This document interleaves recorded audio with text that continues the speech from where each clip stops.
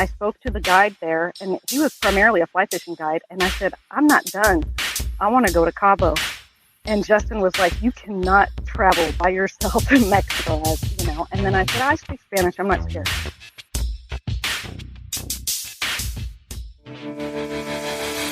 Welcome to the Woman Angler and Adventurer podcast, inspiring real women with a passion for fishing and the outdoors to go get their adventure on. Now, here's your fearless host, Angie Scott. Hey everyone, welcome to this very special episode of the Woman Angler and Adventurer podcast. I can't believe it, but we're at episode number 200. And it's been an absolutely amazing ride. Wanted to do a special episode this week. Both video and the normal audio version of this will be going out. So whichever way you're watching or listening, really appreciate you. Appreciate all your support. Like I say, it's been an amazing ride. Couple quick housekeeping things before we get into introducing you to my very special guest this week. Is number one, I'm in the Lance Truck Camper Mobile Podcast Studio. We're getting ready to hit the road. We're heading down to Alabama to Lake Logan Martin to fish the Lady Bass Anglers Association Women's Pro Bass Tour Classic this week. Later this week, we'll start practice fishing. So we've got the truck camper with us, going to be down there all week doing the practice fishing. And then the tournament's 3 days, Thursday, Friday, Saturday. Absolutely cannot wait. Very excited to be back in the Lance Truck Camper Mobile Podcast Studio. Hopefully I find some time while we're down there to do some interviews with some ladies while we're on the road. So looking forward to that. And then also, if you haven't seen, if you've been following the show for a while, you may remember that back in 2019, the Woman Angler and Adventurer podcast won for the best outdoor podcast via the Outdoor Media Summit. And thanks to you and everybody who voted, that we edged out Girl Camper, a camping podcast. So we had some pretty stiff competition with them right up until the end.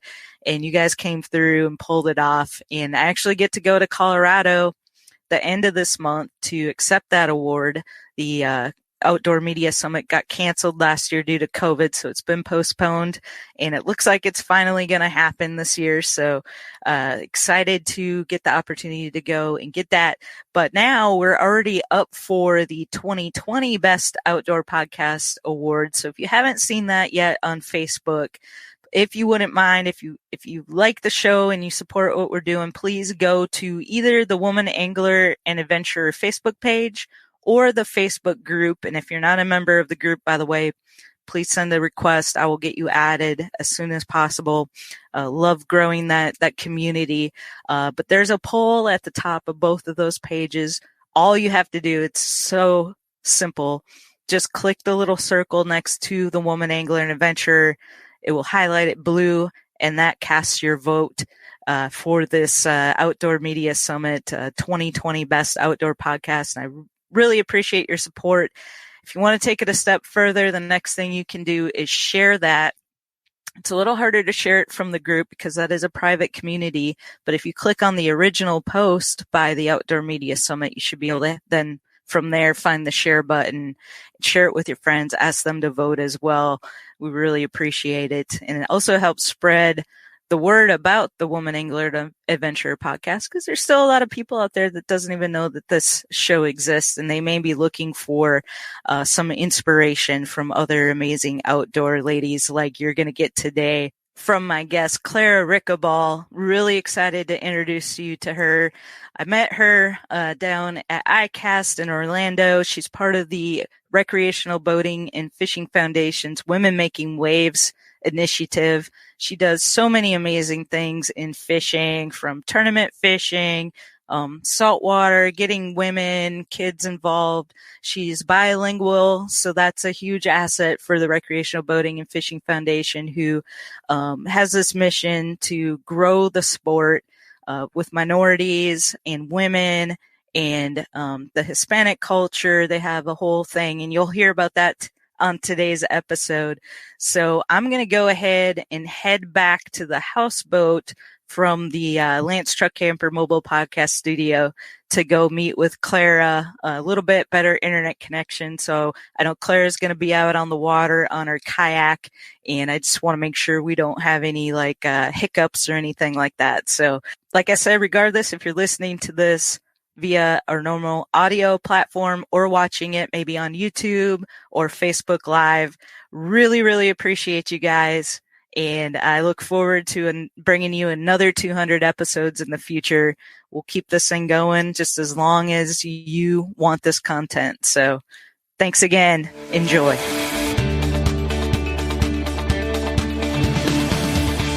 Clara Ricabal. Hopefully I said your last name right. You did. Yeah, awesome. Thank you. Well, welcome to the Woman Angler and Adventurer podcast. As those who are either listening to the show or watching it, because we're doing this as a video episode, Clara is actually out on the water right now on her kayak, getting ready to do some fishing as soon as we get done with our conversation. So to start off, Clara, would you mind telling listeners where you're at right now and what you're going to be doing this morning? So I'm at New Maloney's, California, and I was telling Angie that the easiest place to describe closest to it is Yosemite, which is a national park. Mm-hmm. So it's about maybe like 150 miles from the Bay Area, or from my house it's about 140. I live in the Santa Cruz Mountains, which is like 75 miles away from San Francisco, if anybody wants to come and take a tour. Yeah. So did you have to get up pretty early this morning? No, actually, my boyfriend's family lives here. Oh, in okay. This city. Yeah. Perfect.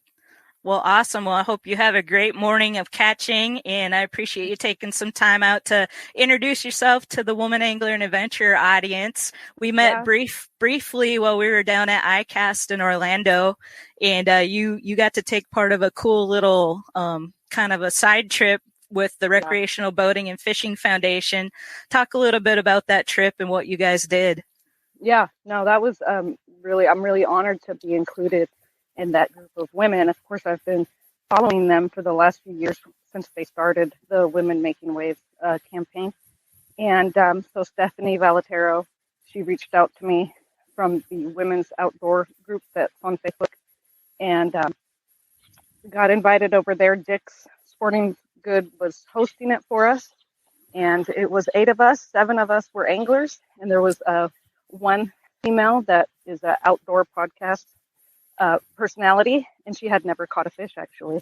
Oh wow! So she got invited out, and they took us to Mount Dora Lake, and they took us out in these pontoons, 2 different pontoons, and we caught fish, and it was bass. So of course I had a blast. And then after that, we got on a bus and went to, I want to call it River Ranch Resort. And it was like glamping. And I know that was further south. I couldn't tell you. I think it was closer to Kissimmee. But yeah, they had a lot of different activities. Kayaking was one of them, archery. And but we just basically sat around, did some more fishing at a pond and campfires, and then the next day was ICAST, which I just went briefly to the meeting, and then I had to go home because I am a nurse, and I was lucky to get those 2 days off. So yeah. Did you guys get to do any kayak fishing on that trip too?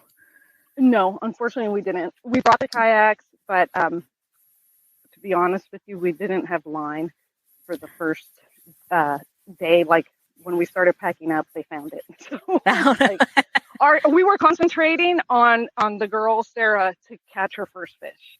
Mm-hmm. So that's yeah, we were at the pond trying to get her that. So cool. Well, and did you get to go through the very picturesque Dora Canal? Oh yes, very beautiful. Yeah, that's awesome. I saw little baby alligators. Did you? Yeah. Cool. I got to fish there back in January for the first time, and I never saw any gators. I was so surprised. I fished there for 2 days and didn't see a single gator, so I was kind of disappointed because it's always cool to see those. But I'm glad you were able to take part of that trip. How long have you been with the Women Making Waves? Was this your first event, or this was my first event? Mm-hmm. Okay. Yeah. Yeah, Very I think cool. they're trying to get people from the West Coast, Mm-hmm. because we are kind of underrepresented, Right. especially when events are on the East. We Yep. have our own little things, but not as big as ICAST, of course, and things like that. Right. Well, it sounds like they're going to try to do another event at the Miami Boat Show, which would be a lot of fun if we can pull that off. That'd be So, great. yeah. And Recreational Boating and Fishing Foundation has the Women Making Waves, and then they also have the Vamos Pescar, if I'm saying that Vamos right. a pescar. Sí. And Y you eso es lo being que quieren. Yeah, they want me to you partake in that. you Yeah, being bilingual, that's an awesome fit. So yeah. I've very spoken cool. to them before, and what I tell them is I have 4 kids. One just graduated college as a business social media marketing major. So I told her, and she's fluent. I said, you need to help mom. You need to come, even though you don't really like Mm-hmm. fishing. She likes paddleboarding. Come and help me make these videos, because that's where I lack in that department of being Yep. so busy and not being that type of influencer. Right. Well, cool. So how did you get started in fishing to begin with?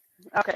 So out here, our big electric company, if you've ever heard it in the news, it's called PG&E, Pacific Gas and Electric, and they made man-made lakes back in like the 20s and 30s for hydroelectricity, whatever it's called, I forget. But anyways, they made company cabins that only the employees can stay. And these are throughout Northern California mostly, closer to the Sierras, where there's a lot of trout fishing and just beautiful scenery. And so my parents are from Cuba, and we don't have that much money. But so that would be our summer trip, would be going to these company cabins and fishing. They would stock the lakes, and some of them were just wild. But so basically, it was every summer, and any little break that we could get, we'd go up. And then in the Bay Area, my dad would take me to the piers in the San Francisco Bay Area. So we would do some salt water, but just from the piers. My dad didn't own a boat or anything like that. So just a bank fisher girl growing up. Yeah, and you're a multi-species angler, which is cool. I am too, but I do fish bass tournaments. I saw recently you just fished a pretty big bass tournament. First time as a boater, first time solo. What was that experience like? I knew I had to do it because my partner, and it's the first time that we've gotten together to do team events. So Wild West Bass Trail is our biggest trail over here, and they have Pro-Am and team, and now they just added kayak. So this was the first year I did teams, only because it's like the weekend warrior type. Pro-Ams, you have to fish Fridays, and I couldn't get Fridays off anymore.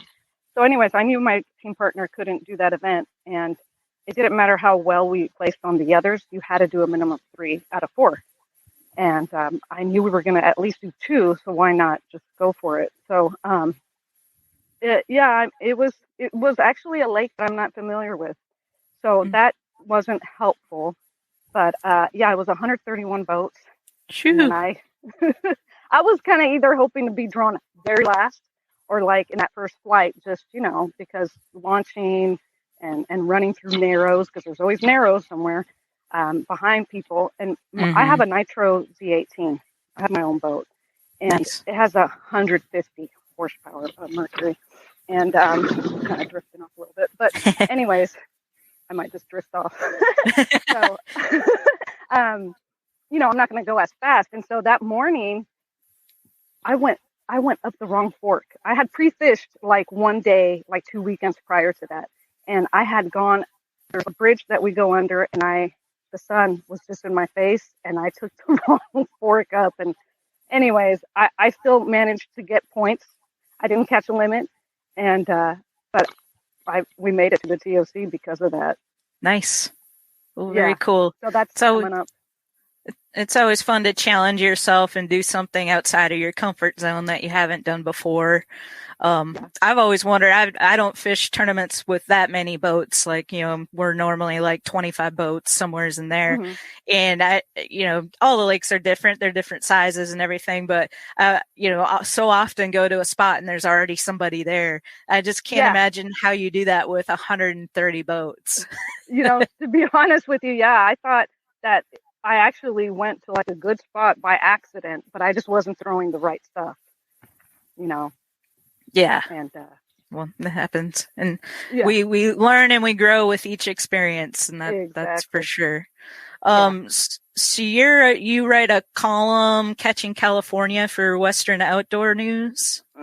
Yeah, and I chose that name just because, like you said, I'm a multi-species angler, and like this coming weekend, I'm going to be going down to Southern California. There's a barbecue that the Coastal Conservation Association, which I know is throughout. You're in Tennessee, though, right? So Mm-hmm. you wouldn't have that, but like Coastal Conservation Association is coastal states, and so they're having a barbecue, and I think I'm just going to get in my float tube, and the barbecue's at a landing, and I'm just going to try and go for some calico bass, Fun. which is fun. So Yeah. we'll see if it's not too windy in a float tube. Very cool. Well, But, sounds like you've gotten to have some pretty cool fishing experiences over the years. I saw the video where you were on, what was it, Angler West TV doing, Angler West. yeah, fishing for Did you tarpon. see the tarpon one? Yeah, that Yeah. looked awesome. So any that was like, actually on my birthday. oh, very cool. Yeah, I remember seeing that in the show. Any like big trips or memories like that really stand out to you from over the past years? Yeah. So that is so, like I said earlier, I'm a nurse, and it's so hard to get any time off. So I always take a week off for my birthday, and that episode was about 3 days in one side of Mexico, the Yucatan Peninsula, and the host had to go home, Justin Wolf, and I spoke to the guide there, and he was primarily a fly fishing guide, and I said, I'm not done. I want to go to Cabo. And Justin was like, you cannot travel by yourself in Mexico, and then I said, I speak Spanish. I'm not scared. And so the guide told me about a guide over in Cabo, which was a little bit above, like 2 hours in La Paz area. And I went by myself. I stayed at a place that was $18 a night, not a resort by any means, but safe. They picked me up, and the guide took me out for 2 days, and I caught roosterfish, wahoo, tuna. I'm trying to think what else. I mean, it was just an incredible once-in-a-lifetime. People pay a lot of money for that, but I had that Spanish hookup, so I'm not complaining. Yeah. Yeah, that looked I like want to a go blast. back, but yeah. I'll put a link to that in the show notes if people didn't get to see that episode. It's pretty fun to watch. Tarpon's on my bucket list, so. Oh, I was gonna say they fight pretty good. It looked like I thought I was gonna lose that for a few times. It's incredible. Their mouth is strong. Yeah, they said you have to set the hook pretty hard to make sure you get it in there because it's so tough. It is tough, yeah. Awesome. Well, and then I think I saw you got to fish Lake El Salto at one point. Oh, is it? No. Or no, that was something else. I haven't. Yeah, I did get like a big. What a lot of people remember is that I had an unofficial world record spotted bass. And I don't know if you saw that, and that's what kind of alerted. Ronnie Green was another show. Oh yeah, that's what. Maybe that's what I was thinking of. Oh, okay, yeah. So that was Toho that I was with Ronnie, and that was November of last year, and that was really nice. He just reached out to me out of the blue, thanks to Instagram. Yeah. So and that's a great show too. So he's a good guy. Yeah, I like all the stories that are there, and I like that it's just ordinary people. I'm like, I'm one of the ordinary people. Well, cool. Anything you got coming up? It sounds like you got another big tournament coming up. Anything else? Yeah. Well, I have that TOC, and then last year, and since my 40th birthday, I'll be 44 in October. And since my 40th, I started doing the U.S. Open, which is in Lake Mead, which I'm going to keep talking about the West Coast, but that's like the big one, right? Yeah. And so this year, Mike Iaconelli signed up, and it's a shared weight. It's a Pro-Am shared weight. And Rick Clunn's going to be there. He's been doing that for a while. And, other names like Chris and Trait, they're going to be there. So, I'm going to do that for my birthday. It's always on my birthday week too. Okay. Well, that will be super fun to follow. Maybe you'll beat Iaconelli. How cool would that be? That'd be really cool. I probably wouldn't even be fishing. I'd just be watching him and. Yeah. Well, awesome. Any sponsors that you have you want to give a shout out to? Do you have sponsors? Since the beginning that I started all of this, Fitzgerald Rods, they're in Florida, and it was really nice that they took me on with not that much experience. And I'm in the works now. You know how after ICAST, you make those connections. Yep. But I am on a Jackson kayak, so I've been with them for a little bit, and I actually started kayak fishing in the ocean before the bass tournaments and all of that. I saw that, and I was going to ask you about that too. My first ever kayak experience was out of La Jolla on a Hobie, because I went with Kevin. Yeah. Yep. And we were going after halibut, and it was pretty intense first kayak fishing experience. Yeah. Luckily the surf wasn't real big that day, so paddling out from the beach, getting out there, I think we went out like 7 miles or something. Oh my gosh. And, yeah. And so we had big schools of dolphin coming towards us, and what are you called? Seals and sea lions swimming around. It was a pretty cool experience though. Yeah. So Jackson Kayak, and then I'm on a fishing team here in California. It's called the Kayak City. The store is Kayak City, and they have everything. So, that the kayak tournaments are getting huge. And here in California, I don't know if you could really see, but our lake is so low that I think more people will be kayak fishing soon. It's a drought here, and it's really sad. Yeah, because you can access more areas. And, I was just up in Minnesota, and they that's where I'm from originally, and they were experiencing a big drought up there. They got some rain, thankfully, when I was leaving, but all the lakes were really low. There's a lot of boat launches that you couldn't even access because it was so low. And so, I can see you can get out there on a kayak, so I can see that growing in a lot of different areas.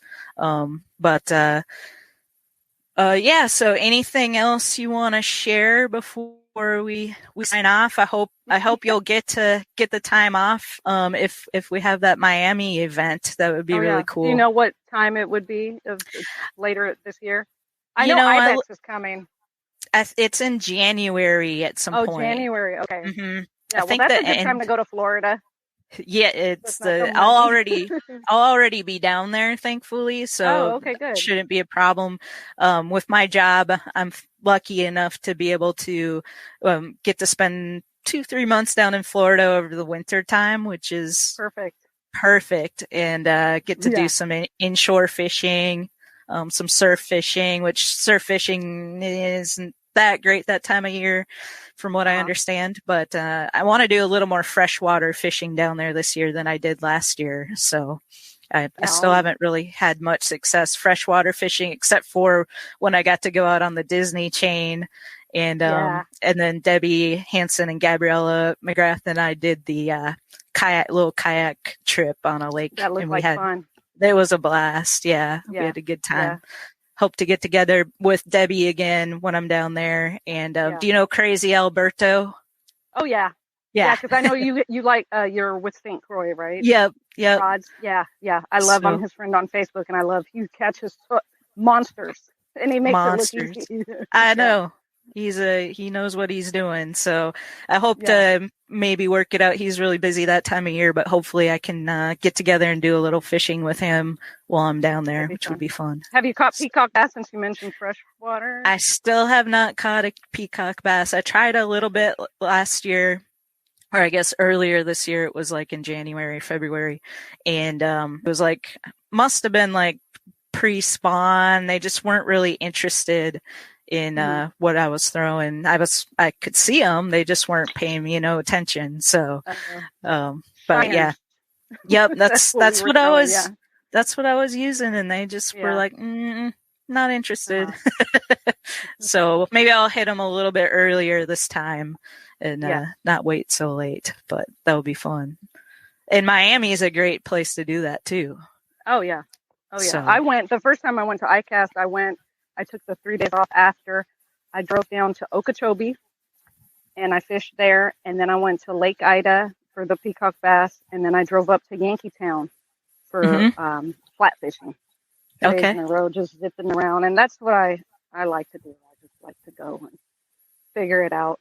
Yep. Did you have a guide any of much. those times, or just figuring it out? I had Thaddeus Reagan was the first one, and I actually had planned on doing the Everglades, but for some reason they told me that it wasn't good timing. And then Kirk Osborne for the peacock, and I want to say a kid named Adam, which he was with Fitzgerald, and they told me to go with him, and it was pretty incredible. I caught redfish and some other stuff. It's a little snook. You know, I've caught bigger snooks since then, but yeah. Very cool. We saw a tarpon. Yeah. So I love those Florida. Are very majestic. California's great though, too. Yeah. I don't know, besides La Jolla, you need to come up north and get salmon and striper and all the types of bass and trout that we have. Yep, I haven't done much fishing in California. I always love getting the opportunity to feature West Coast anglers on the show because I don't think I've done it often enough. And so, you know, if you know of more ladies that would be great to feature, please send them my way. But I really appreciate you coming on. And thank you for having me. I hope you have a great morning of fishing out there. And I'll be watching tag you with whatever I catch. Yeah, perfect. I'll be watching your feed to see how it goes. Thank you. I appreciate it, Angie.